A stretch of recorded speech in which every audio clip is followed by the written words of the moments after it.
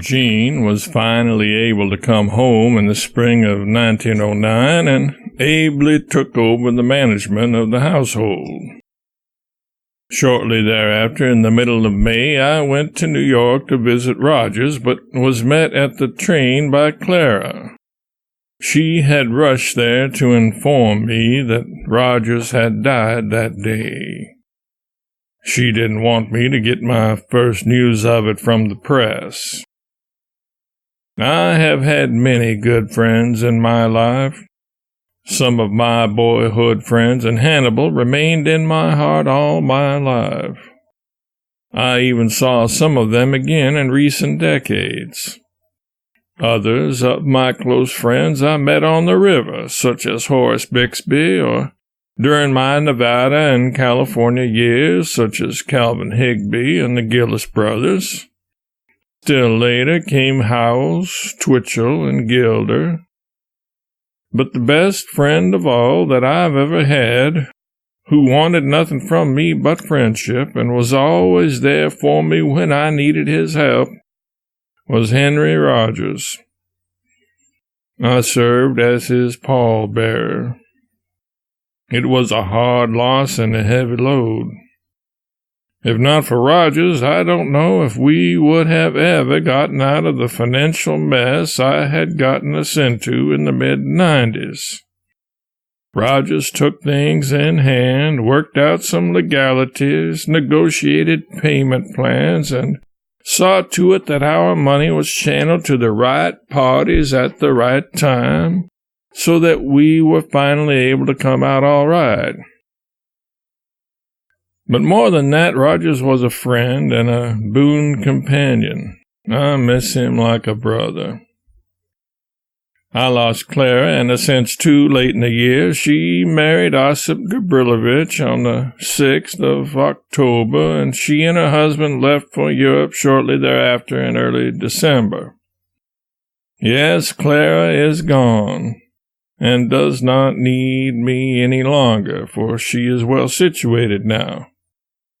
Jean was the only one I had left who needed me. Maybe not as much as I needed her. Probably not. Surely not.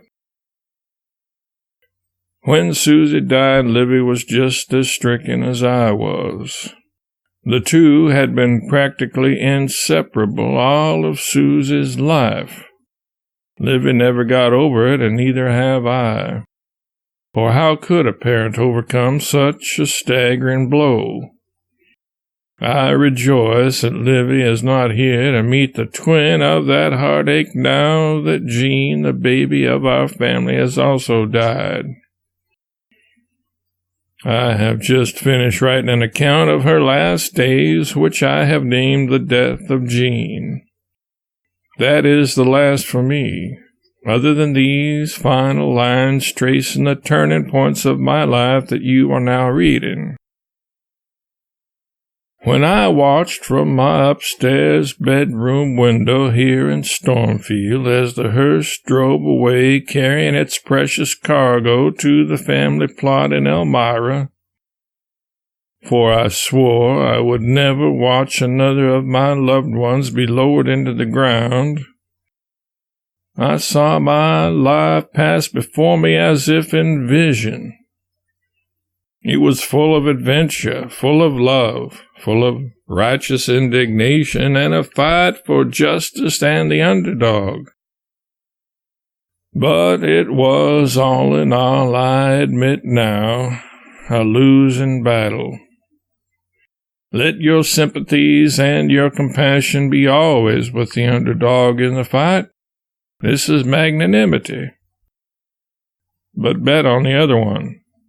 This is business. It was mostly a losing fight and business for me for the very reason that I lost my loved ones and thus my reason to live. All of them but Clara are now gone.